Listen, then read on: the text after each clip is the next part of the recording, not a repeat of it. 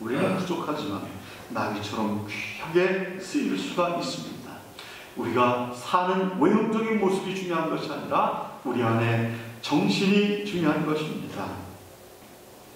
일단 연예인들이 자살을 한 것을 볼 수 있었습니다. 그들은 육신으로 살다 보니까, 육적으로 살다 보니까 즐거움과 쾌락을 가지고 삶을 위안을 받으려다 보니까 허무에 빠지게 됩니다. 더 어떤 것을 찾지 못하다 보니까 죽음이라고 하는 극단적인 방법을 택한 것입니다. 우리 성도들은 영으로 사는 사람들입니다. 육으로 사는 사람들이 아닙니다. 영으로 사는 사람들은 내적인 풍성함을 얻을 수가 있습니다. 날마다 주님의 은혜의 손길에 이끌려서 살 수가 있습니다. 눈물의 선지자 예레미야는 하나님께 붙잡힌 바 되어서 복음을 전하지 않으면 심장이 터질 것 같다라고 이렇게 외쳤습니다.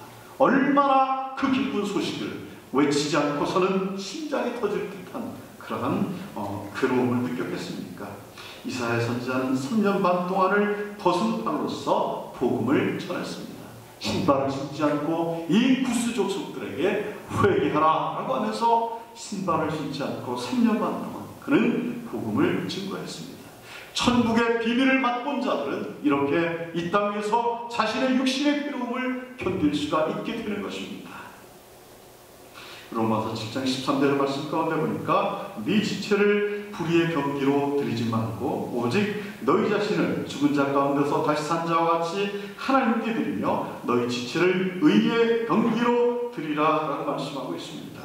우리의 몸을 거룩하게 사용하라는 것입니다. 의롭게 사용하라는 것입니다. 잠언 3장 나귀가 자신을 드렸을 때 주님은 하나님의 말씀대로 오시는 그러한 하나님의 말씀대로 오시는 분으로 겸손한 분으로 평강의 왕으로 오실 것을 증거했습니다. 나귀는 예수님이 예수님 되게 하시는 그러한 위치에 있었습니다. 여러분, 오늘날 우리가 보이지 않는 하나님을 어떻게 볼 수가 있겠습니까? 여러분들의 변화된 삶을 보면서 나를 보아라. 내 안에 계신 예수 그리스도를 볼 것이다. 여러분들이 담대하게 증거할 수 있어야 됩니다. 우리의 변화된 삶을 보면서 사람들은 우리 안에 있는 예수 그리스도를 발견하게 될 것입니다. 전쟁과 미움으로 가득 찬 이 세상에 주님께서는 진정한 평화의 왕으로, 겸손의 왕으로 오신 분입니다. 무디가 이러한 말을 남겼습니다. 미국의 전도자 무디는 전도함으로 이 악한 세상을 변화시킬 수가 있을까? 라고 하는 질문에 대해서 하나님이 나에게 전 세계를 개혁시키라고 보내지 않으셨다. 세상은 도저히 구할 수 없는 난파선과 같은 것이다. 그렇지만 주님께서 주신 구명대로 가능한 한 많은 사람을 그 배로 구해야 된다라고 이렇게 말을 했습니다. 이것이 곧 오늘을 사는 우리들의 삶의 자세가 되어야 됩니다. 최선을 다해서 내가 할 수 있는 그러한 주님의 자녀로서의 이 주님을 태운 어린 나귀와 같이 우리가 삶의 현장에서 최선을 다해서 주님의 살아계심을 외치는 그러한 자들이 되어야 될 줄 믿습니다. 두 번째는 종려나무 가지를 들고 찬송을 불렀습니다. 호산나 다윗의 자손이여 라고 하면서 그들은 외쳤습니다. 이 사람들의 반응은 흥분된 그들의 분위기를 보여주고 있습니다. 예루살렘에 입성하시는 예수님을 보고서 그들은 그동안 예수에 대한 가졌던 자기들의 마음들을 표출하고 있었습니다. 이제야 우리의 소원이 이루어지는구나 라고 생각을 했었습니다. 많은 사람들이 그 행렬에 모였습니다. 그들은 소문에 소문을 듣고서 예수님이 어떠한 분인가를 알았습니다. 많은 기적을 베풀고 죽은 자를 살리고 사람으로서 가질 수 없는 능력을 가진 분이라는 사실을 알았습니다. 다윗의 자손이란 메시아를 뜻하면서 호산나는 비옵나니 구원하옵소서라고 하는 뜻입니다. 그렇기 때문에 그들은 예수를 메시아로서 이제는 자기들을 로마의 압제로부터 구원할 것이라고 믿었던 것입니다. 이들은 예수 그리스도를 이제 환영하는 무리들 가운데 있으면서 정치적인 메시아로 보았습니다. 여러분, 오늘날에도 같이 신앙생활하는 우리 성도님들 가운데도 예수님의 한 부분만을 보시는 그러한 분들도 있습니다.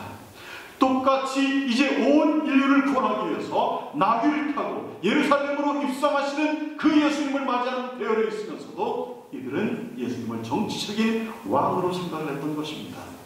여러분, 우리가 예수를 믿으면서 이들과 같이 편협된 마음으로 예수를 바라보고 있는 자들 없습니까?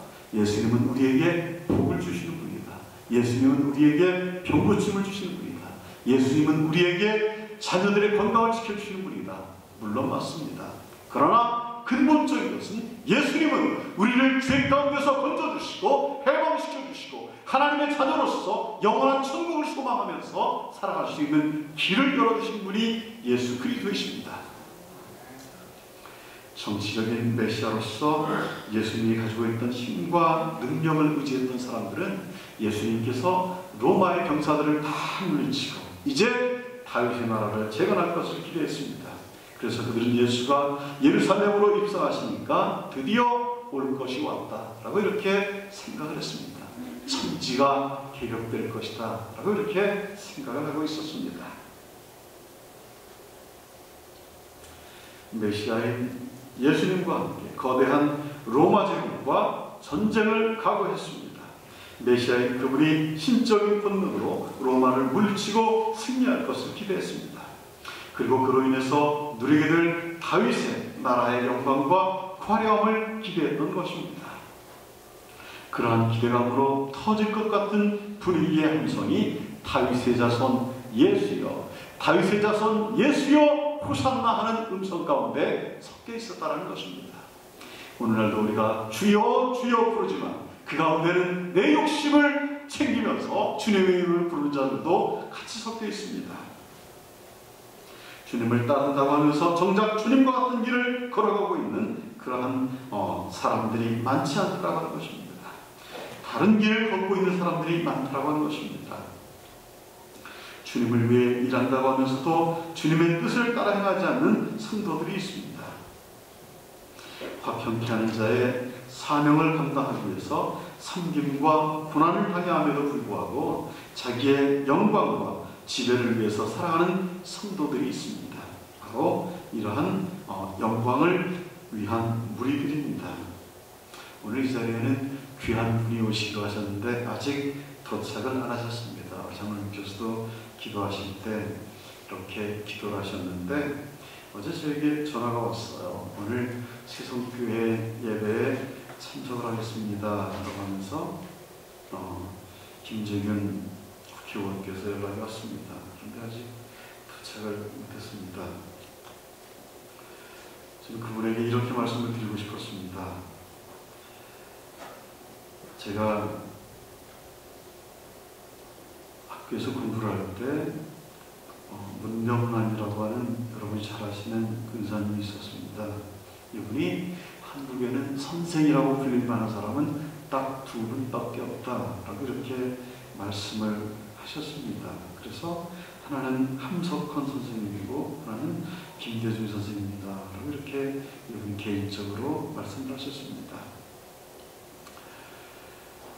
우리가 잘 아는 것처럼 김대중 대통령은 참으로 힘든 시절에 이 나라를 이제 IMF로부터 위기를 탈출하는 데 큰 기여를 했습니다. 그분이 대통령으로서 이제 투표에서 당선이 되고서 대통령직을 수락을 하면서 국회의사당 앞에서 이렇게 연설합니다. 사랑하는 국민 여러분, 이 위기의 강을 저의 등을 밟고 건너주십시오 라고 이렇게 말합니다. 함석헌 선생님은 CR의 소리를 남겼습니다. CR이라고 하는 것은 민초들을 말합니다. 고통당하고 서름당하는 사람들을 말합니다. 사람들의 말이 아니라 소리에 사람들의 한이 섞여 있고 아픔이 섞여 있고 고통이 섞여 있습니다. 그래서 저는 오늘 그분에게 당신이 진정 우리와 함께 예배하는 이 자리에 계신다면 사람들의 이 아픔의 소리를 잘 귀 기울여 주십시오. 그리고 이 김대중 대통령이 말씀하셨던 위기의 강을 당신의 등을 밟고 건너게 해주십시오 라고 이렇게 부탁을 드리려고 했는데 이 자리에 아직 참석을 하지 못했습니다.